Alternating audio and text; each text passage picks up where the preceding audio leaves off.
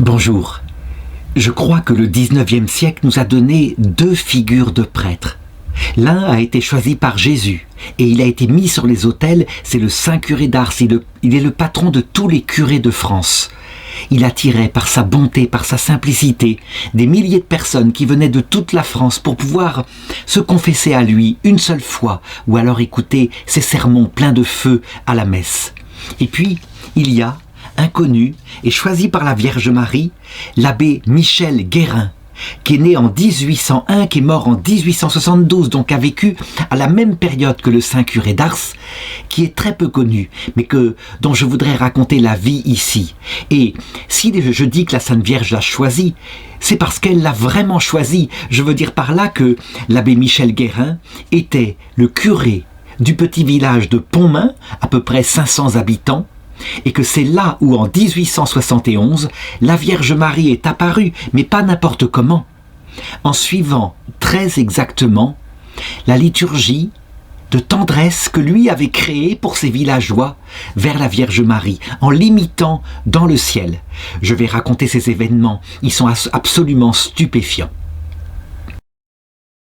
Je dois ajouter, avant de commencer, que son procès en béatification a été ouvert. Et donc, puisque personne, pour le moment, ou presque, ne le connaît, eh bien, il est moins occupé que le curé d'Ars. Et donc, il faut en profiter pour prier pour lui, au cas où on ait besoin de guérir certains malades.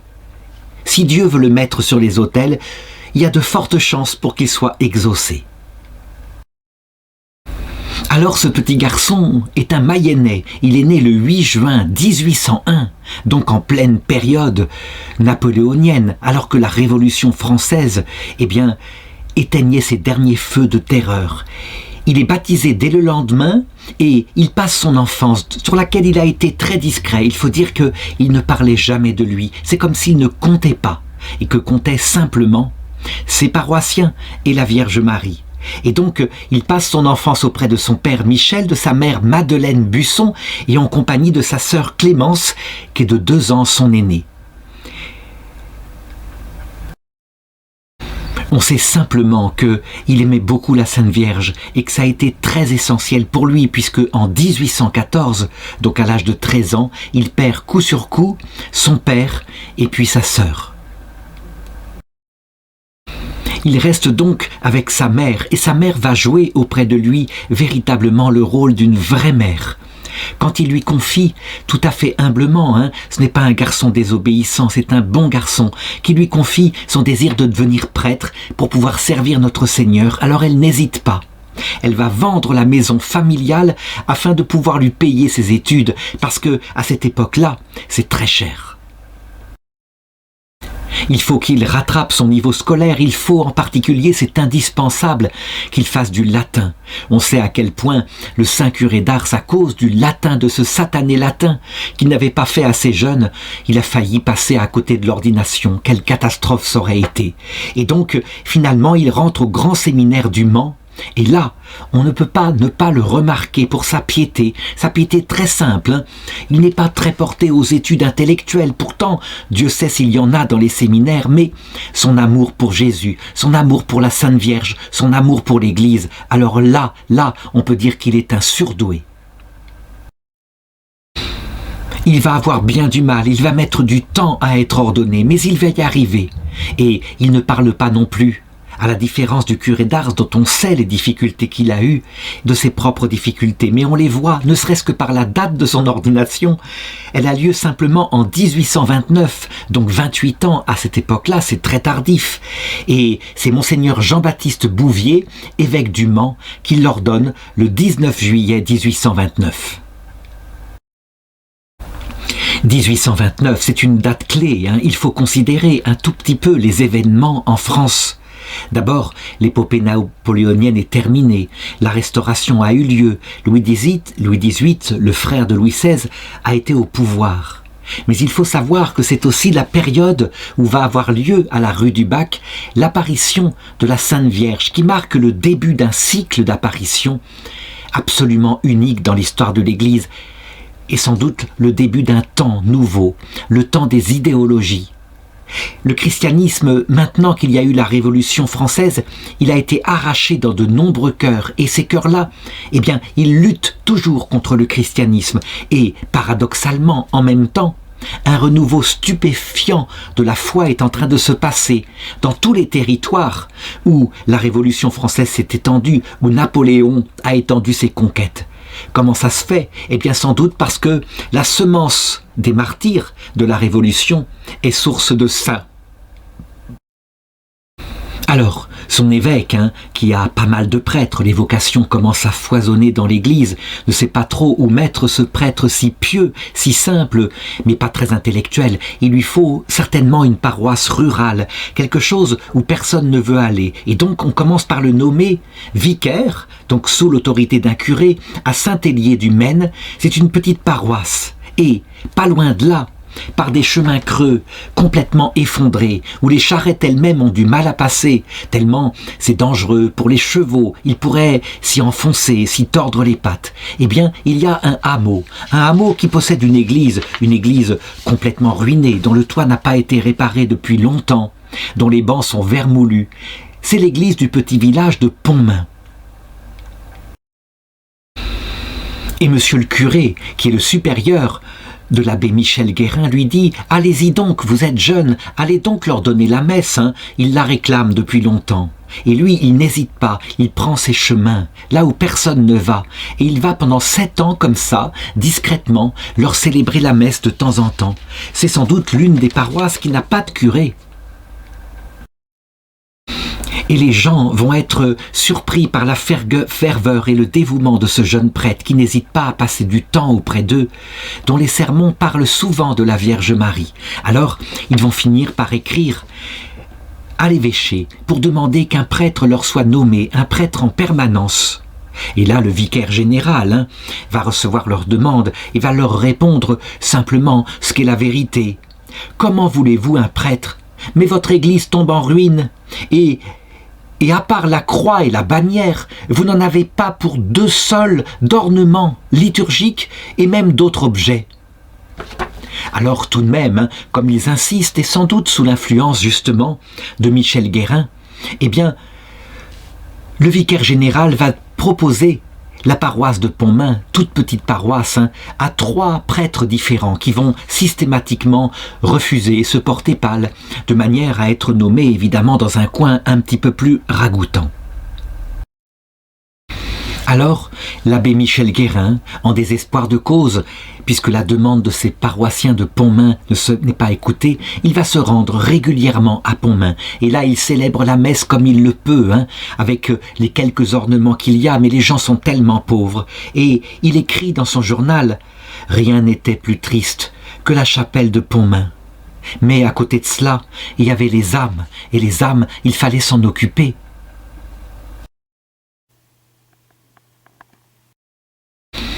Alors, périodiquement, et au moins tous les jeudis saints pour la messe chrismale, l'évêque du lieu, eh bien, il convoque les prêtres, et il les reçoit parfois. Et c'est là que Michel Guérin, auprès de l'évêque plusieurs fois, plusieurs années successives, il va le supplier, lui demander de lui confier la paroisse de Pontmain, de l'établir sous forme de cure, et il le promet, il s'en occupera, il va remonter tout cela. Ce sont des gens de bonne volonté, on ne peut pas les laisser comme cela seuls. Et la Sainte Vierge, elle s'occupe d'eux aussi, même si ce sont les enfants les plus lointains du diocèse. Et donc, finalement, de guerre lasse, et parce que, après tout, il est volontaire, il va finir par le nommer, le 7 novembre 1836, donc il a atteint l'âge de 35 ans, comme curé, premier curé, desservant de cette petite paroisse terreuse de Pontmain. Et il arrive le 24, et aussitôt il prend les choses en main, il ouvre les choses par une grand-messe dans cette pauvre petite chapelle, et il dit à son petit peuple « C'est Dieu qui a tout fait. Il veut que je sois à vous sans partage, alors désormais, c'est avec vous, à la vie, à la mort, et vous pouvez compter sur l'absolu dévouement de votre pasteur. » Et ce ne sont pas seulement des mots, il va le prouver par la suite, puisqu'il va rester curé de Pontmain jusqu'à sa mort, donc plus de 36 ans. Alors il faut regarder maintenant les priorités que l'abbé Michel Guérin, qui est responsable de sa paroisse, qui ne dépend plus d'un curé, les priorités qu'il va mettre. Tout est en ruine. Il faudrait commencer par le presbytère où il habite. Mais l'Église est en ruine. Et au-dessus de tout, les âmes de ses paroissiens sont délaissées. Eh bien, quelle priorité va-t-il donner? D'abord, les âmes de ses paroissiens. Deuxièmement, la maison de Dieu, l'Église. Et enfin, il s'occupera de sa propre maison, on verra. Et donc, il commence par les âmes de ses paroissiens. Ça, c'est l'urgence absolue pour lui. Et donc, il commence par les affiliés, en passant de maison en maison. Ils n'ont presque pas le choix, mais c'est tellement tendre que eux, ils acceptent, ils suivent. Il les affilie à l'archiconfrérie de Notre-Dame des Victoires. Oh, s'il choisit Notre-Dame des Victoires, c'est une archiconfrérie qui vient d'être créée à Paris. C'est parce qu'il a bien besoin de la Sainte Vierge pour ce qu'il entreprend. Il lui faut bien son aide pour réussir. Oh, il n'a pas un discours très intellectuel, il est présent, il est gentil, il est attentif, y compris aux besoins matériels, mais surtout, il achète un lot de statues de la Sainte Vierge, et dans chaque famille, il vient et il convainc les gens la prennent, et il l'intronise dans chaque maison. Il faut que chaque foyer possède sa statue de la Sainte Vierge, afin que la Sainte Vierge règne sur chaque famille.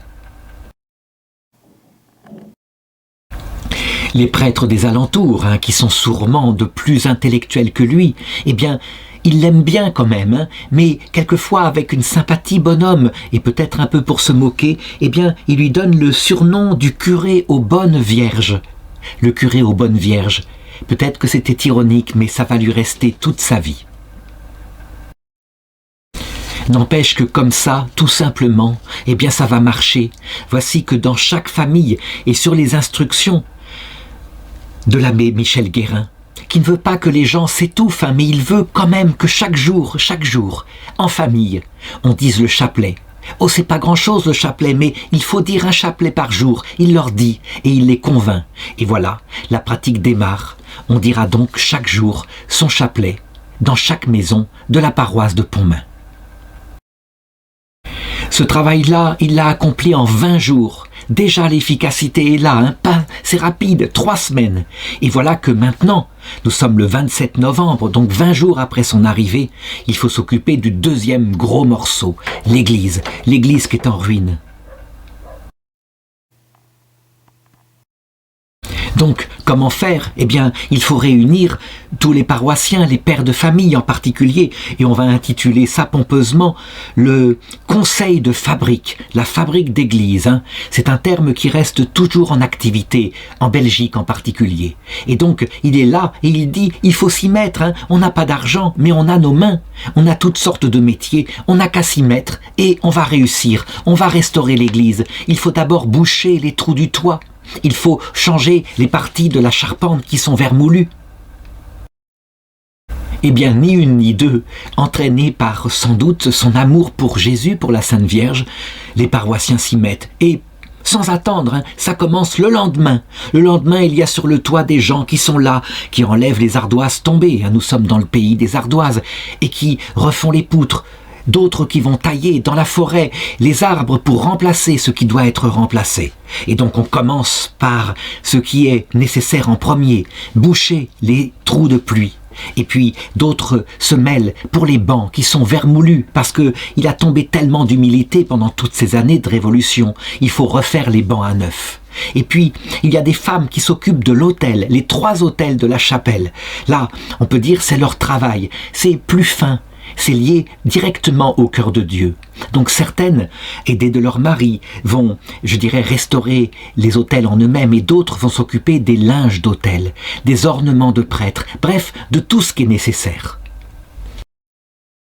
Et les gens sont tous là, et leur amour villageois, c'est-à-dire cette communauté se réunit autour de ce prêtre, autour de Jésus, de la Sainte Vierge, et on a d'autres initiatives.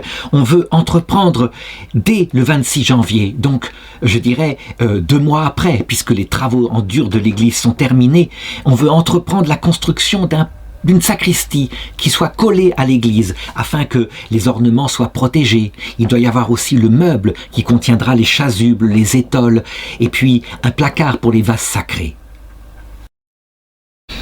Et monsieur le curé Michel Guérin, eh bien, lui, il met tout son salaire, un peu comme le curé d'Ars. Rien n'est trop beau pour la Sainte Vierge. Et on le voit écumer les magazines d'ornements liturgiques, s'en procurer. Il faut que l'église soit belle. J'ouvre son journal. Je lis le 25 mars 1838.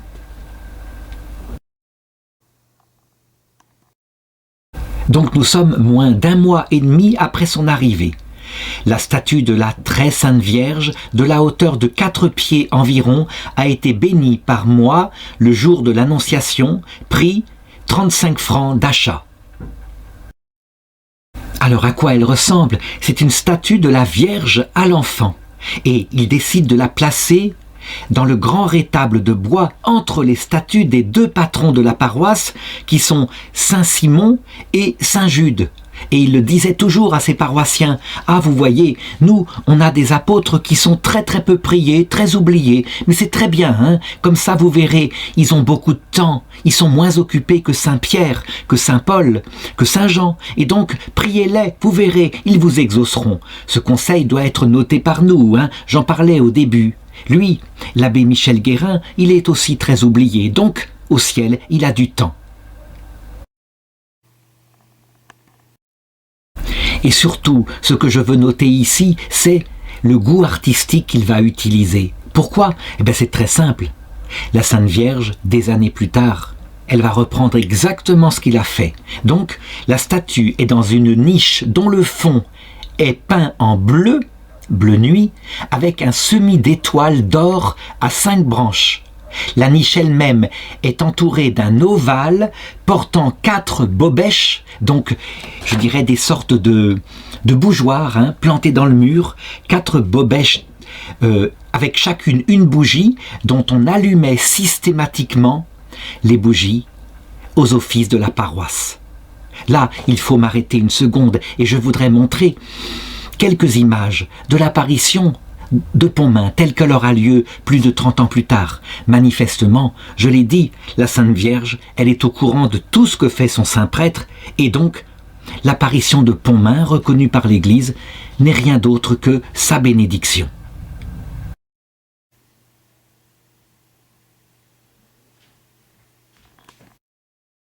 Et alors là, on peut s'étonner, hein, parce que quand on voit tous les actes de dévotion que ce saint curé apprend à son peuple, eh bien, c'est systématiquement tourné vers la Sainte Vierge. Et donc certains pourraient fronter les sourcils en disant « Et Jésus là-dedans ?»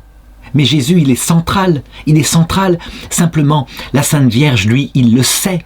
Lui qui a perdu son père, lui qui a perdu sa petite sœur, il sait ce que c'est qu'une maman. Et donc, pour son petit peuple, il le sait, il lui faut une maman pour le conduire vers Jésus. Alors, il multiplie les dévotions. Par exemple, on chante les litanies de la Sainte Vierge, on récite le chapelet quotidien, on assiste au dimanche et au mois Mario. Il va créer la confrérie du Mont Carmel et celle du Rosaire. Et puis, il institue le mois de Marie pendant lequel, avant de se rendre à l'école, les enfants se rendent à l'église avec les sœurs qu'il a réussi à faire venir dans son village, je vais raconter ça tout à l'heure, pour chanter des cantiques et offrir des fleurs à Marie. Il a également fait placer une statuette de la Vierge sous un petit dôme en haut du clocher pour qu'elle domine la paroisse de Pontmain et qu'elle veille ainsi comme avocate et protectrice de tout ce petit peuple. Et alors, c'est incroyable parce que il évangélise toute sa paroisse, tout le territoire. Dès qu'il y a un carrefour, il médite comment il faudrait planter ici un crucifix, un calvaire, comme on le fait beaucoup dans ces régions, hein, depuis la prédication de la mission de Saint Louis-Marie Grignon de Montfort. Donc le nombre de croix qu'il va implanter comme ça au carrefour, eh bien c'est incroyable. Et puis, le temps passe, et en 1850, il décide d'augmenter encore quelque chose. Il fait construire 2 chapelles latérales de son église. L'une, évidemment, est dédiée à Saint Jean-Baptiste, celui qui annonce Jésus, et l'autre, à la Vierge Marie, Immaculée Conception. Nous sommes bien en 1850, hein. Nous sommes donc quelques années avant que le pape Pie IX ne proclame le dogme de l'Immaculée Conception de Marie. Mais lui, il devance les choses. Ça, c'est intéressant à noter. Ça veut dire que les petits-enfants, ceux qui sont, je dirais, sans sagesse, mais qui ont beaucoup d'amour, il devance les intellectuels. Et vraiment, lui, il a compris, sans aucun problème, sans aucune espèce de débat, que la Vierge Marie, bien sûr qu'elle est Immaculée Conception. Et alors, je veux noter encore à quel point les décorations de son église, elles sont toujours dans le même sens. Par exemple, en 1860, donc 59 ans, le temps passe, eh bien, il fait peindre la voûte de l'église en bleu, toujours ce bleu nuit, avec toujours ces étoiles jaunes semées d'or.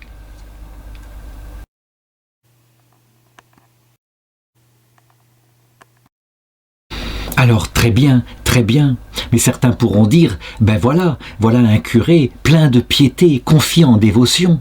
Mais son peuple, ce sont aussi des hommes, des femmes qui, je dirais, passent par des difficultés matérielles en cette période où c'est pas facile du tout dans les campagnes françaises en particulier. Et donc, qu'est-ce qu'il fait pour son peuple? C'est très bien de dire Seigneur, Seigneur, mais si on ne donne pas à manger à ceux qui ont faim, lui, eh bien, il n'a pas de famille et il lui tombe un petit salaire de la part de son évêque chaque mois. Eh bien, en fait, l'abbé Michel Guérin est un prêtre social. Mais qu'est-ce qu'il est un prêtre social?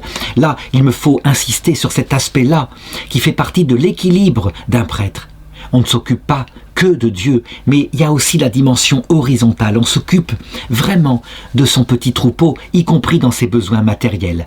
Alors, voilà ce que je voudrais citer des œuvres qu'il a fait. Il fut à l'origine, premièrement, de la boîte postale, pour qu'il puisse y avoir du courrier qui arrive ici. Deuxièmement, il instaure la recette buraliste du bureau de bienfaisance, donc une sorte de cotisation où il peut y avoir une assurance pour les familles qui ont eu quelques malheurs. Et puis, il avait écrit lettre sur lettre aux autorités civiles pour améliorer les chemins, pour désenclaver la paroisse de Pontmain. C'était absolument indispensable. On ne pouvait pas seulement accepter ces chemins pleins de boue. Il fallait que des cantonniers y mettent des roches en dur pour qu'on puisse y passer sans s'embourber. Et puis, dans les dernières années de sa vie, il s'intéresse à un projet de ligne de chemin de fer qui doit relier Laval à Saint-Hilaire-du-Harcouët et qui aurait dû passer évidemment par Pontmain.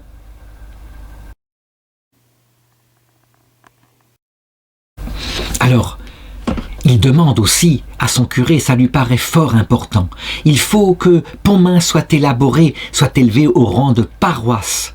Donc véritablement, pourquoi? Parce que si c'est le cas, alors il pourra faire venir des religieuses, et Dieu sait s'il y en a à cette époque-là, où des femmes se dévouent, en ce 19e siècle, pour se mettre au service des paroisses. Partout se créent des ordres paroissiaux et des religieuses qui se donnent pour faire l'école, pour s'occuper des hôpitaux, pour passer de maison en maison, et certaines deviennent infirmières et d'autres institutrices, etc. Et une fois qu'il obtient ça, donc en 1840, alors, eh bien, il arrive à faire venir les sœurs adoratrices de la justice de Dieu, qui sont les sœurs de Riez. Et donc il obtient ça de leur mère supérieure. Un groupe de sœurs lui est envoyé. Évidemment, il leur a préparé le terrain, avec les gens du village qu'il a de nouveau motivés. Il leur a construit une école parce que leur rôle, ce sera ça, être les institutrices pour les enfants de l'école. Et donc tout le monde s'y est mis. Et là, l'école est achevée en 1842. Il faut remarquer qu'il n'est dans cette paroisse que depuis 6 ans et il a obtenu tout cela. Comment est-ce qu'il a obtenu tout? Puisque ça ne marche jamais. Il n'obtient jamais d'aide financière de l'extérieur, par exemple, venant de l'évêché ou venant de la préfecture. On lui répond toujours « Mais Pontmain, c'est trop petit, il y a tellement d'autres besoins, les grandes villes, Laval, etc. » Comment est-ce qu'il a obtenu ça? Simplement parce qu'on ne peut rien lui refuser. Il est tellement bon, tellement dévoué, tellement membre de chaque famille que, dans le village, les paysans qui ont un peu de terre, ils se dévouent. Et puis, quand ils n'ont pas d'argent, les gens, ils donnent de leurs travaux, ils mettent la main à la pâte. Les charpentiers charpentent, les menuisiers menuisent, etc. Et c'est comme ça que tout se fait. Et on lit dans son journal « Ah oui, il n'y a qu'un Pontmain en France où l'on puisse faire et entreprendre des choses aussi difficiles sans autre secours que celui de la divine providence. Ah, là-haut des tours, Jésus-Christ, loué sois-tu, Jésus-Christ. Mais s'il faut dire que c'est un vrai berger, il marche en tête de son peuple, tous les dimanches il les reçoit dans l'église, il donne le sermon, et l'une de ses phrases, l'une de ses obsessions, c'est celle-ci: « Je désire vous voir tous au ciel, vous en avez les moyens, ça dépend de vous, si vous voulez. » Un curé qui reste si longtemps dans une paroisse, évidemment, c'est le père de tous, il a baptisé tous les enfants, il a marié tous les couples, il connaît tous les secrets. Actuellement, la pastorale de l'Église consiste souvent à déplacer les curés, peut-être tous les 10 ans, ce qui fait que, c'est comme si on se méfiait de ces liens interpersonnels qui se créent. À cette époque-là, les évêques ont une toute autre pastorale, et il arrive que des curés restent toute leur vie dans un village. Les paroissiens de Pontmain, eux, ils ont de la chance, parce qu'ils ont plus qu'un curé, ils ont un père. Donc j'imagine qu'à cette période-là, et surtout quand il fait cette prière fervente, « Je désire tous vous voir au ciel », la Sainte Vierge, elle bénit son travail, évidemment, tous les cœurs sont fervents, on ne peut que le suivre là-dedans. Et donc, c'est à ce moment-là, après toute une vie de dévouement, que va être déclarée en France la fameuse guerre de 1870, et où la Sainte Vierge, qui préfère ne pas donner, je dirais pour le moment sur la terre, des signes tellement grands que, je dirais, tout le monde serait presque obligé de croire tellement c'est évident. Elle va donner, en tout cas, dans l'apparition de Pontmain, un signe palpable, sensible, qui parle à tout le peuple de France et du monde entier, comme quoi la prière du Saint-Curé a été entendue par le ciel. D'abord, il faut que je raconte les circonstances de l'arrivée de la guerre franco-prussienne de 1870-1871. Il faut savoir que les dirigeants européens, avec la révolution industrielle qui s'est passée, qui a commencé depuis presque 40 ans, sont devenus, grâce aux inventions des savants, presque avec entre les mains un pouvoir absolu. Et donc, on peut conquérir des terres dans le monde entier. Aucun peuple ne peut résister, par exemple, aux conquêtes coloniales de la France. Et Napoléon III, qui est maintenant au pouvoir, il participe à cela. Mais parallèlement, du coup, à cause de ces brillantes réussites de l'enrichissement qu'on voit globalement monter un peu partout, il y a un grand orgueil nationaliste. Et Napoléon III, qui est le neveu de Napoléon Ier, quelque part, je dirais, il se prend pour un grand soldat. Et ça, du côté de l'Allemagne, Allemagne totalement divisée, en plein de petits États, avec à la tête chacun un petit roi. Du côté de l'Allemagne, il y a un grand Premier ministre, un chancelier en Prusse qui s'appelle Bismarck, Otto von Bismarck, et qui se dit, pour réunir les nations allemandes, pour en faire un empire auprès de mon roi Guillaume Ier, qui lui-même ne voudrait pas être empereur, qui se trouve très bien autour de son petit royaume, mais son chancelier, qui est plein d'ambition, se dit « Il faut provoquer la France et ensuite les nations allemandes se réuniront ensemble contre cet ennemi puissant. » Il va provoquer par une sorte d'humiliation. L'empereur Napoléon III va sauter pieds joints dans le piège, la guerre va être déclarée, Bismarck va réussir à unir autour de lui les armées, les petites armées des différents royaumes de l'Allemagne divisée. L'armée française va être écrasée. Et c'est ainsi qu'à Versailles va être proclamée en 1871 la naissance de l'Allemagne unie, l'Empire d'Allemagne autour de l'empereur Guillaume Ier. Évidemment, nous n'en sommes pas là, et le 23 septembre 1870, là, de la part de l'empereur Napoléon III, pour le moment, c'est la mobilisation. Et donc, 38 jeunes de la paroisse doivent partir pour la guerre. Et ils sont inquiets, Eux, on dit souvent, on prenait la guerre comme quelque chose de romantique. Il faut savoir que dans les campagnes, c'était très souvent très différent. On quittait pour la première fois sa famille et on se souvenait, on avait le souvenir des guerres napoléoniennes avec tous ces millions de morts et ces jeunes qui ne revenaient pas. Donc ces 38 jeunes partent et leur curé est là pour les accompagner. Le matin, ils sont venus tous se confessaient. Tous, ils ont communié après avoir assisté à la messe.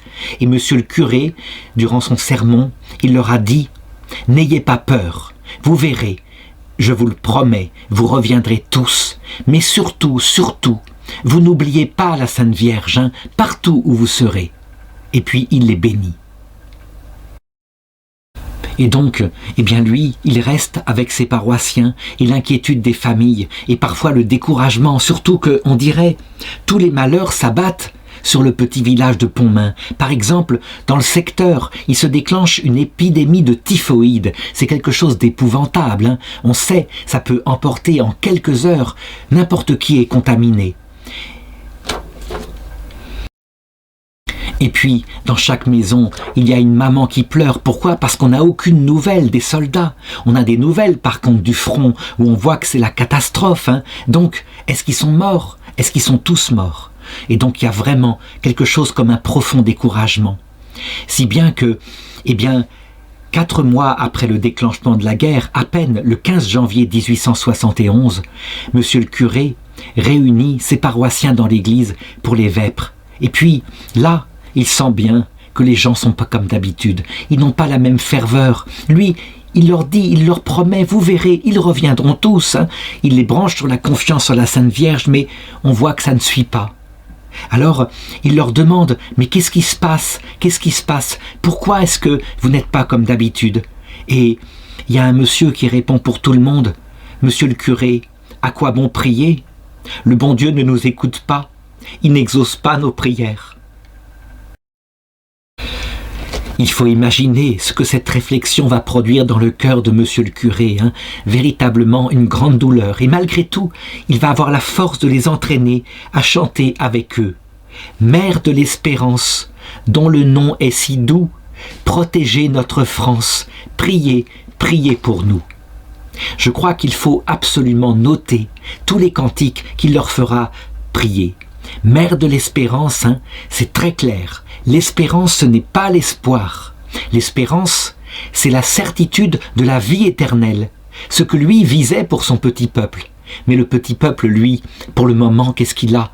Il a besoin d'espoir. Il a besoin que les jeunes reviennent de la guerre sans être blessés, sans être tués. Que la France, éventuellement, ne soit pas envahie par les Prussiens. Et ça, bien sûr, la Sainte Vierge, elle le sait du haut du ciel. Elle sait que ce pauvre peuple, lui, il vit d'espoir. Et le curé essaye de l'entraîner vers la seule chose qui compte, l'espérance. Ce qui compte, c'est la vie éternelle. Eh bien, c'est 2 jours plus tard que, en personne, la Sainte Vierge va répondre aux prières de monsieur le curé. Et alors, de quelle façon ? Donc nous sommes le 17 janvier 1871 au soir. Et monsieur le curé, nous sommes un mardi, il fait très froid, monsieur le curé est dans son presbytère. Il est là, la soirée s'annonce longue, il y aura la veillée. Et les gens, fidèlement, ils se préparent à dire le chapelet. Quand soudain, voici que l'une des sœurs qui s'occupe de l'école, sœur Marie-Édouard, vient, elle frappe au presbytère, sa voix est toute émoustillée. Elle dit « Monsieur le curé, venez vite, il se passe quelque chose chez les Barbedettes. Il y a un prodige. Les enfants disent qu'ils voient la Sainte Vierge. » Et monsieur le curé, qui a 70 ans, là, est tout surpris. Il dit « Quoi ? Un prodige ? La Sainte Vierge ? Mais ma sœur, vous me faites peur. » Et puis, il y a dans le presbytère la servante qui est là et qui lui dit « Mais monsieur le curé, vous devez y aller. Là, c'est votre travail. Allez-y, allez voir. Monsieur le curé. » Et effectivement, devant la grange de la famille Barbedette, voici qu'il y a déjà une 60aine de personnes qui est rassemblée et qui prient, tandis que sœur Vitaline, qui est une des sœurs venues s'occuper de l'école, qui s'occupe des sœurs adoratrices de la justice de Dieu. Ça encore, c'est à noter, hein. Nous sommes pratiquement à la période où Sainte Thérèse de l'Enfant Jésus va dire que il faut aussi regarder parfois la miséricorde de Dieu. Mais peu importe, la Sainte Vierge est en train d'éduquer son peuple. Donc les adultes sont là et ils ne voient rien, tandis que les enfants, ils montrent un point dans le ciel en décrivant ce qu'ils voient.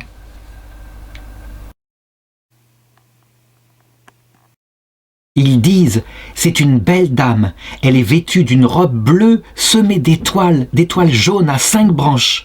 Et puis sur sa tête, il y a un voile qui est surmonté avec une couronne d'or, avec un liseré rouge. Et aux pieds, elle a des chaussons bleus avec des boucles d'or. Et elle apparaît au milieu d'un triangle qui est formé par 3 grosses étoiles d'or. Et puis elle tend les 2 mains vers la foule et elle sourit. Et puis les enfants qui la voient disent « Oh, qu'elle est belle, qu'elle est belle !» Et c'est là qu'arrive, en trombe, comme il le peut, avec ses gros souliers, monsieur le curé. Et puis, à ce moment-là, les enfants racontent et ils disent « Regardez, regardez !» Elle s'entoure d'un ovale, donc une mandorle. Et puis, il y a à l'intérieur 4 bougies qui sont éteintes. Là, il me faut m'arrêter, hein. Manifestement, monsieur le curé, Michel Guérin, c'est lui qui est visé par cela. C'est lui qui a établi, autour de la statue de la Sainte Vierge dans l'église paroissiale, cet ovale avec les 4 bougeoirs d'or. La Sainte Vierge est en train de lui parler.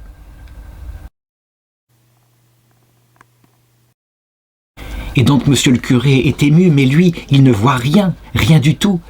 Et à un moment donné, voici que d'autres paroissiens arrivent. Il fait un froid glacial et en particulier une maman qui a pris avec elle son tout petit bébé qui doit avoir quelque chose comme 18 mois, qui est dans ses bras. Une petite fille qui, tout d'un coup, se fixe vers le ciel et avec son petit doigt qui montre, oh, oh, elle le montre.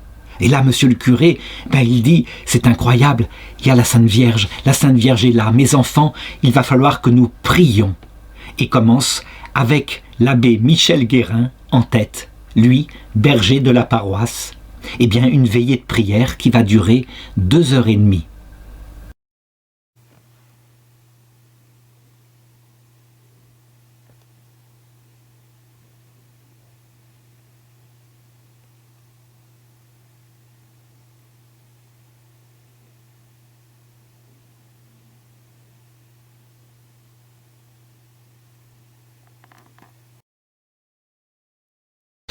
J'avais fait, il y a quelques années, une longue vidéo qui commentait cette longue apparition de la Sainte Vierge de Pontmain. Et j'indiquerai sous la description de cette vidéo le lien où il faut la regarder. Donc je ne vais pas la raconter ici, mais simplement pour dire que chaque chant que de son initiative ou avec les sœurs monsieur le curé, entreprend de lancer, chaque chant est accompagné d'un mouvement dans la Sainte Vierge et tout cela a un sens manifeste et symbolique. C'est une éducation que donne la Sainte Vierge. Par exemple, voici ce que les enfants racontent. La belle dame grandit à un moment donné pendant qu'on dit le chapelet et puis l'ovale s'élargit et voici que les étoiles se multiplient autour d'elle, un peu comme dans le plafond de la chapelle que monsieur le curé a fait peindre. Et puis, voici qu'apparaît une banderole blanche qui se déroule sous ses pieds et peu à peu va s'écrire ce message en français avec, je dirais, les expressions typiques de la Mayenne qui commence comme ça. « Mais priez mes enfants ». Mais priez, mais le mais qu'on met avant, ça c'est typiquement un tic de langage du pays, de la Mayenne. Mais priez mes enfants, Dieu vous exaucera en peu de temps. Et puis un gros point se met là, avec une attente. On se demande qui elle est. Et alors apparaît mon fils. Et là, tout le monde s'écrie. Mon fils, c'est la Sainte Vierge. Ça ne peut être que la Sainte Vierge. Mon fils se laisse toucher.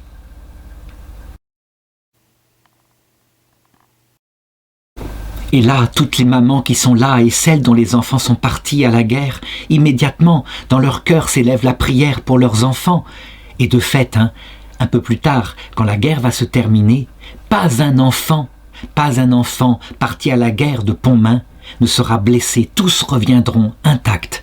C'est absolument incroyable, mais il faut y voir ici le langage de la Sainte Vierge. Que pas un ne se perde, et donc quand elle prend en main, à la prière d'un berger, les enfants de Dieu, vraiment, elle répond par un geste d'espoir qui est exaucé là, à l'espérance théologale. Pas un ne s'est perdu de ses paroissiens, et tous, certainement, sont au paradis actuellement. Je dirais, il faudrait regarder le destin, par exemple, de la petite fille dont je parlais, qui était dans les bras de sa maman, et qui montra du doigt la Sainte Vierge, et on l'a cru parce qu'elle ne pouvait pas mentir à cet âge-là. Sa vie, il suffit de la raconter. C'est un peu la vie de nos enfants actuellement. En réalité, quand elle grandit, elle ne se souvenait pas du tout d'avoir vu la Sainte Vierge. Et un peu comme les enfants qui, paraît-il, voient leur ange, et puis ils oublient. Et ensuite, elle eut une vie qui ne fut pas vraiment chrétienne, une vie, je dirais, plus ou moins donnée au monde, donc sans ferveur. Mais pourtant, quand elle devint très vieille, elle revint par la prière à la religion de son enfance. Elle n'avait pas connu monsieur le curé puisqu'il mourra 1 an plus tard, n'empêche qu'elle y revint quand même. Et on peut être persuadé que la Sainte Vierge, eh bien, elle aussi, elle l'a emportée dans son ciel, et que elle non plus, malgré sa vie, loin de l'Église, ne s'est pas perdue. C'est ça l'espérance théologale. Alors que tout semble perdu, surtout à notre époque où nos enfants se détournent de la foi, ne semblent plus être attirés. Nous devons absolument considérer ce qu'a dit monsieur l'abbé Michel Guérin. Vous verrez, tous reviendront, tous reviendront.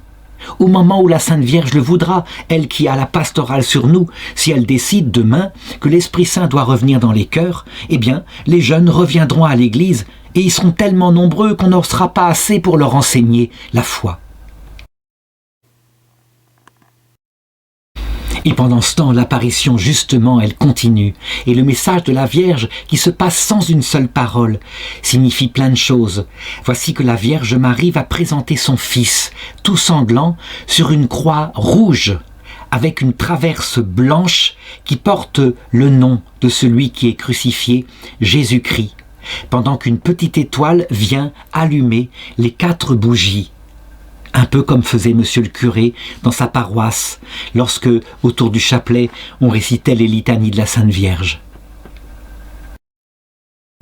Le sens est manifeste, Je dirais, il prolonge ce qui s'est passé à l'apparition de Lourdes, quand la Vierge avait dit à Bernadette « Je ne te promets pas de te rendre heureuse en ce monde, mais dans l'autre, oui. » Eh bien, on a là la preuve que la croix rouge qui s'abat sur nos vies, évidemment que maintenant, de plus en plus, elle est dans la main de la Sainte Vierge, donc elle est adaptée à nous. Elle prépare notre cœur. C'est son rôle, puisque Jésus lui a confié à la croix la maternité sur nous. Elle prépare notre cœur à la vie éternelle. Et pourquoi faut-il passer par la croix, à l'image de son Fils? Parce que, on le sait, nous le savons maintenant. La vérité nous a été clairement enseignée par l'Église catholique, le Concile Vatican II. Personne ne peut voir Dieu sans mourir à soi-même, sans être tout humble. Il faut certes aimer, mais plus que cela, il faut un cœur tout pauvre. Eh bien, la terre est un purgatoire, et nous sommes tous, à un moment donné ou à un autre, crucifiés, mais dans les mains de la Sainte Vierge. Ça se passe bien, elle nous aide. C'est pas l'échelle rouge, l'échelle très difficile que prenaient les anciens. Non, de plus en plus, c'est l'échelle blanche, l'échelle de la Vierge Marie, où elle nous aide. Et c'est très efficace, parce que, avec les épreuves qu'elle distille, mais adaptées à son petit troupeau, eh bien, nous ne décourageons pas, comme l'avaient fait les parents dans l'église paroissiale 2 jours avant. Au bout de 2h30 de ce message, eh bien, la Sainte Vierge va peu à peu disparaître derrière un voile qui vient la cacher au regard. Mais c'est incroyable, chacun est en feu, quoi. Je dirais, il y a comme une espèce de paix et en même temps une très grande joie, une allégresse, une certitude qu'on va être exaucé. Et effectivement, ce qui est incroyable, c'est que l'armée prussienne, qui est au bord d'arriver à Pontmain, va être comme arrêtée, étrangement. Les soldats vont le raconter. C'est un miracle qui se reproduira, on l'appelle le miracle de la Marne en 1914, mais comme si une dame glorieuse, une grande dame, empêchait au régiment prussien de franchir la barrière de la limite juste à Pontmain, Laval, et qu'elle s'arrêtait là, dans sa conquête de la France. Dès le lendemain, évidemment, monsieur l'abbé Michel Guérin prévient l'évêché. Il s'est passé quelque chose à Pontmain. Et donc, voici que la nouvelle se répand comme une traînée de poudre. Et puis, l'arrêt des armées prussiennes, c'est quand même quelque chose de frappant. Donc, on commence à venir à Pontmain. Si bien que Eh bien, le 8 février 1871, donc moins de 3 semaines après l'apparition, l'abbé Michel Guérin écrit à son évêque, Monseigneur Wicquart. « Ce ne sont pas des louanges que nous recherchons, à Dieu ne plaise, non, non, Monseigneur. C'est la gloire de Dieu, c'est de voir de plus en plus la confiance s'augmenter en notre bonne mère, l'Auguste Marie, de qua natus est Jesus, de qui est né Jésus.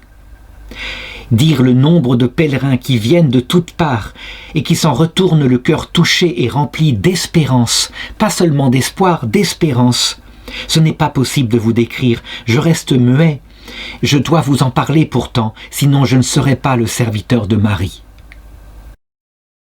Et donc, Monseigneur Wicquart, effectivement, est très intéressé, très touché. Il se fait réunir par une enquête canonique tout ce qui s'est passé, tous les détails. Et manifestement, c'est tellement simple, tellement pur, comment douter, il s'est passé quelque chose à Pontmain. Quant à monsieur l'abbé Michel Guérin, lui, eh bien maintenant, il lui faut marquer par le sang de sa propre croix.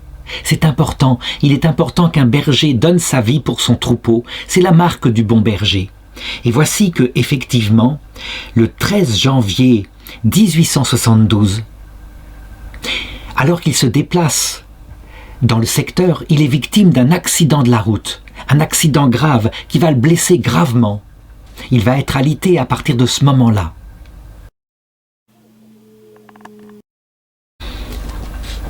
Et donc, on peut dire que ce qui lui arrive là, certainement, c'est l'offrande de sa vie et qu'il l'a accompagné spirituellement.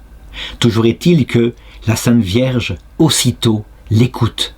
Comme si sa prière était totalement efficace, comme si le ciel ne pouvait pas résister à un cœur humble. Et donc, très peu de temps après, exactement le 2 février, donc 15 jours, un peu plus de 15 jours après, le 2 février 1872, Monseigneur Wicquart, eh bien, termine l'enquête canonique et déclare que les apparitions de la Vierge Marie à Pontmain sont authentiques. C'est une joie extraordinaire qui va toucher le cœur de monsieur le curé. Il est heureux comme tout, et déjà on commence à parler à cause du nombre de pèlerins qui viennent à Pontmain, et il s'en informe depuis son lit de douleur. On commence à parler de construire quelque chose de plus grand, une vraie chapelle. La chapelle, elle existera, elle sera construite par la ferveur et les dons de tous les fidèles venant du monde entier. C'est une église magnifique, une église de style gothique, véritablement dans ce petit village de Pontmain. Elle est connue et de partout dans le monde on vient encore pour prier sur les lieux d'apparition. Voilà à quoi elle ressemble.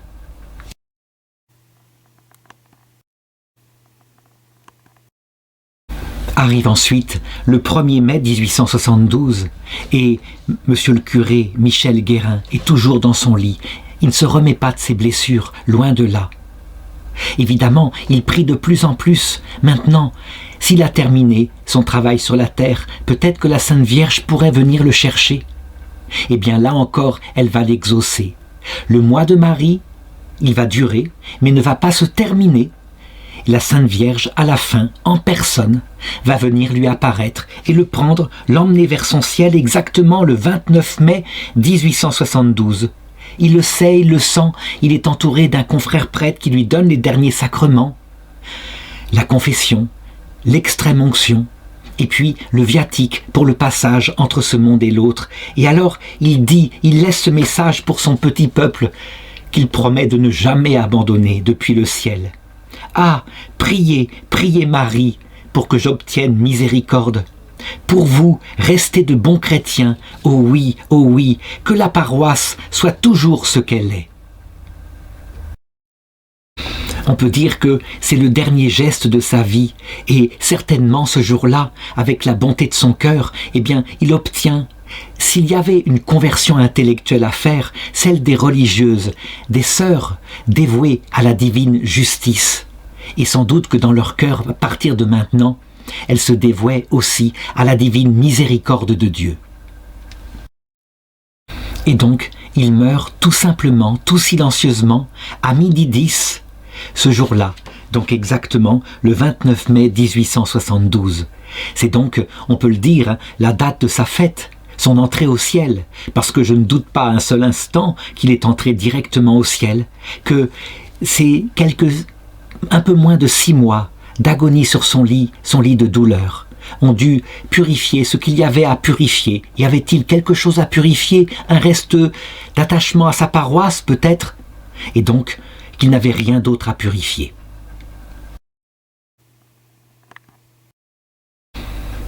L'attachement à sa paroisse, complètement transfiguré au ciel, eh bien il l'a, et je suis convaincu qu'il visite tous les jours la paroisse de Pontmain.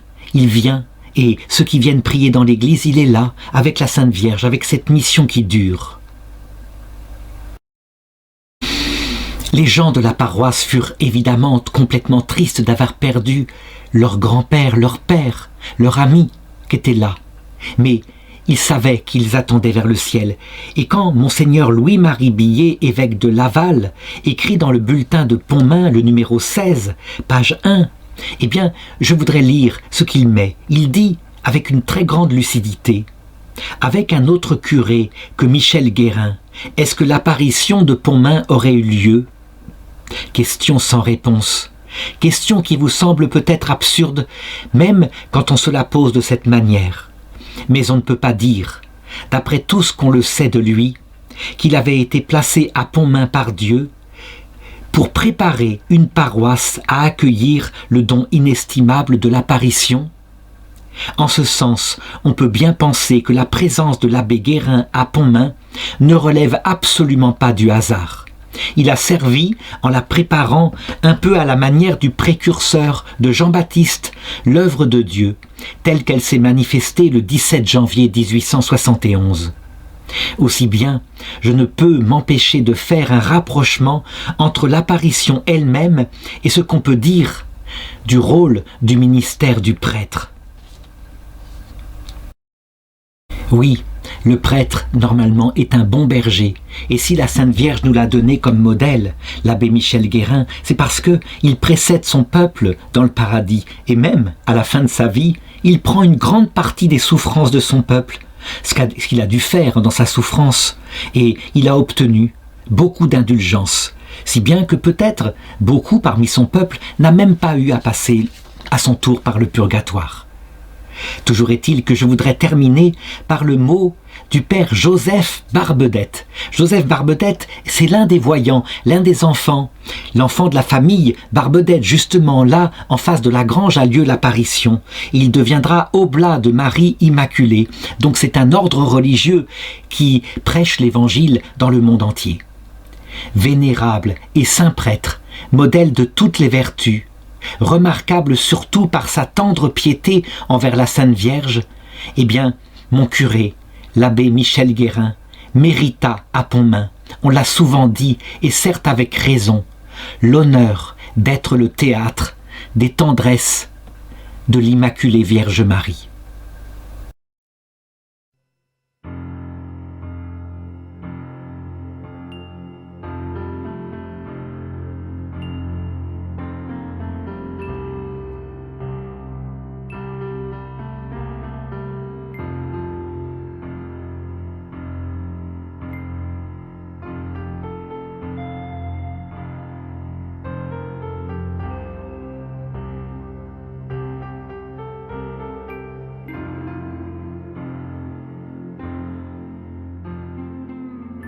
Comment, vous ne voyez pas? Apercevez-vous ces 3 étoiles qui forment comme un trépied?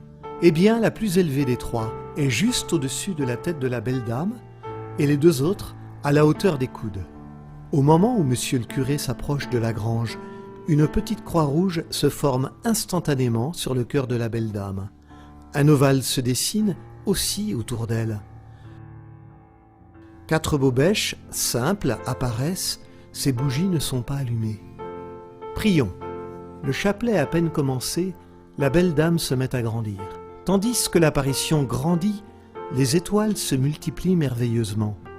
Elle est presque toute dorée. Enfin, les étoiles du ciel viennent se grouper au-dessous de ses pieds. On entonne le Magnificat. Et voilà quelque chose qui se fait. Une grande banderole blanche vient de nous apparaître. Des lettres se forment. « Mais priez mes enfants ». Après, on entonne les litanies de la Sainte Vierge. Et voilà quelque chose qui se fait. Des lettres se forment encore. Dieu vous exaucera en peu de temps. Les litanies terminées, on entonne l'Inviolata. Et voilà encore quelque chose qui se fait. Sur une nouvelle ligne, au-dessous de la première, de nouvelles lettres se forment. Mon fils. Alors, après l'Inviolata, on chante le Salve Regina. Et des lettres continuent à se former. Mon fils se laisse. Et à la fin du Salve Regina, mon fils se laisse toucher. Un gros trait d'or souligne cette seconde ligne qui se termine sans ponctuation.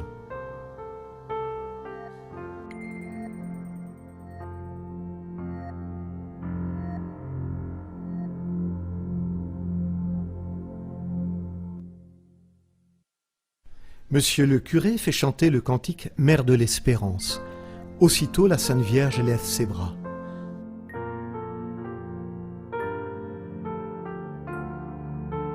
Voilà qu'elle rit, voilà qu'elle rit. Oh, qu'elle est belle, oh, qu'elle est belle. Tout en souriant ainsi, elle semble accompagner le chant. Elle remue ses doigts à peu près comme une personne qui jouerait du piano, lentement, délicatement. Vers la fin du cantique, la banderole avec l'inscription disparaît tout à coup.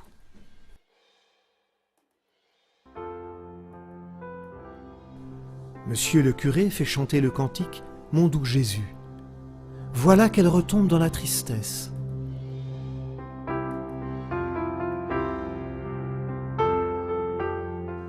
Encore quelque chose qui se fait. Une croix rouge paraît en avant de la très sainte Vierge qui abaisse les mains pour la prendre et la tenir devant elle. Une des étoiles que nous avions vues se ranger au-dessous des pieds de la Sainte Vierge se met en mouvement, entrant dans l'ovale. Pendant tout le cantique, la Sainte Vierge a les yeux constamment baissés. L'expression de tristesse sur son visage ne saurait être rendue. Les larmes ne coulent pas, mais la tristesse dépasse tout ce qu'on peut imaginer. Alors le vénéré Père Guérin fait chanter l'Ave Maris Stella, et aussitôt le crucifix rouge disparaît. Les mains de la Sainte Vierge s'abaissent et reprennent la position qu'elles avaient au commencement.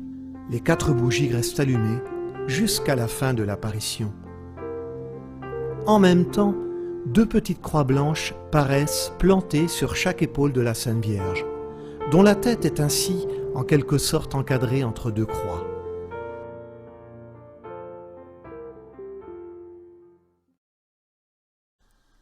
Après l'Ave Maris Stella, Monsieur le curé invite à la prière du soir. Et nous voyons apparaître une sorte de voile ou drap blanc qui monte peu à peu, comme en se déroulant en avant de la Sainte Vierge. Elle a retrouvé complètement son joyeux sourire. Ce voile, arrivé à la hauteur de la ceinture, s'arrête quelques instants. Le voile reprend sa marche pour s'arrêter à la hauteur du cou.